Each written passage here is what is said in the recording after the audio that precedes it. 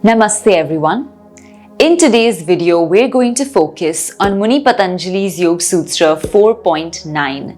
Now in this particular Yoga Sutra, Muni Patanjali is helping us to understand the relationship between Smriti and Karma Sanskaras. Now Smriti, as we had studied even earlier, is a thought wave of the mind which is known as memory. So let's take a good look at this sutra, start breaking it up word by word and understanding what exactly is this relationship between the karma sanskaras and memory. Let's do that as we dive right into the sutra. So the sutra itself goes, Jati Desha Kala Vyavahita Namapyananantaryam Smriti Sanskara Yoreka Rupatvat. Alright, so this is the sutra itself. Now let's start breaking it up step by step and understanding each of the words a little bit better. So the first word over here is jati. Jati refers to birth. The next word is desha, which refers to a place. And the third word is kala, which refers to time. So if you've noticed throughout all the sutras, Jati, Desha and Kala is appearing quite often as a compound of the three words together. And that's because this is usually used to differentiate certain objects by their birth, by their place of origin or their place, and through their time. So Jati, Desha, Kala. Then the next word is basically Vyavahita. Now this means separated by, so separateness or separated by. And the next word is api, which means even. After which we come to the next word, which is ananta, anantaryam. So this is a really important word now because it's talking essentially about being not separate. So ananta basically means unseparatedness. We're talking here about a very close relation or a close relationship. Then we come to the next word, which is smriti or memory. And after that we come to sanskara, which is the residual impression or the impact that a particular karma has.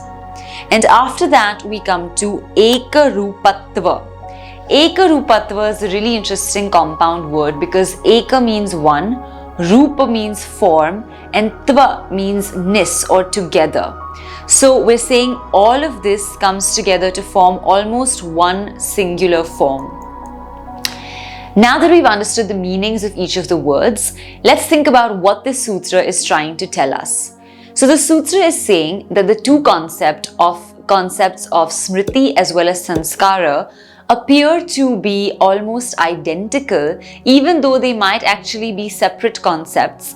They appear this way to come together identically because when the time comes for the karma to fructify, what happens is the karma sanskara, which was latent and stored up in the karmashaya, rises up to the surface, forming the memory format, and then comes into play, which triggers the vasana and then comes about the phala or the karma action.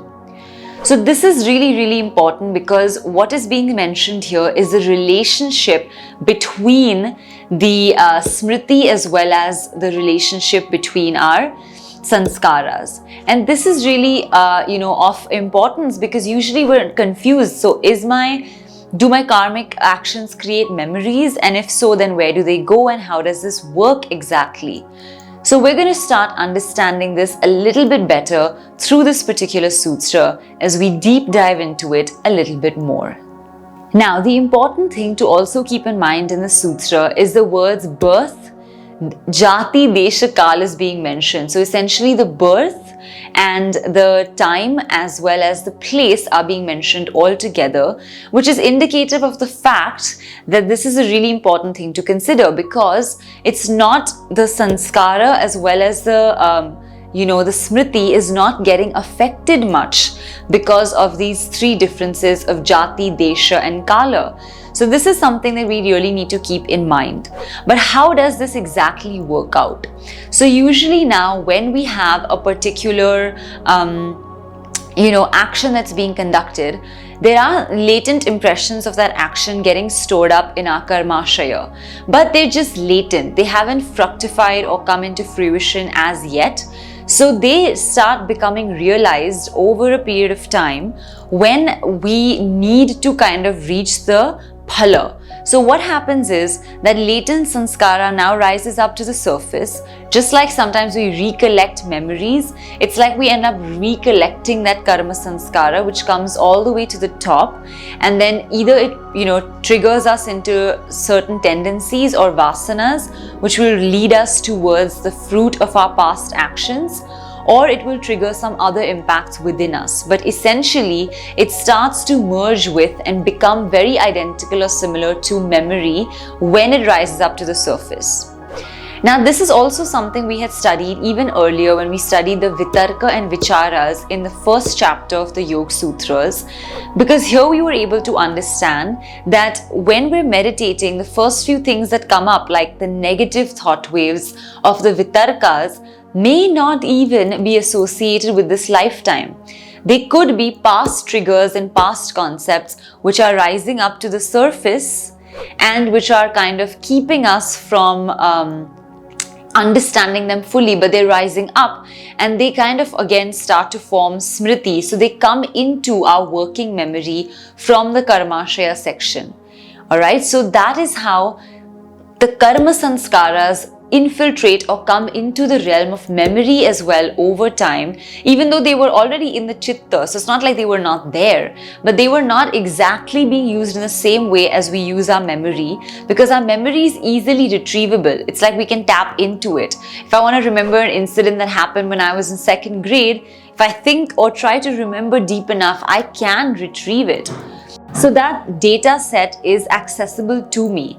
But in a lot of other circumstances, it may not be as accessible, in which case that probably is deeper within the Karmashaya. And the Karmashaya has karma sanskaras from multiple lifetimes. So this is something really, really important, because once you realize how deep the karma sanskara goes, you realize that certain impressions are only going to come into working memory when they're necessary, right? Or if something external particularly triggers them, then maybe they're so deep-seated that they might rise up to the surface. But it's telling us how that relationship between karma sanskara, its latent formations, and the working memory forms for the yoga sadhak. And this is important for the yoga sadhak because if by this stage in Kaivalya, if they're trying to complete and finish up the karmashaya and all the karma sanskaras, then it's important to know how deep does the karma sanskara go, how deep is the karmashaya, and how do I bring it into the working memory if I want to exhaust it and complete it fully.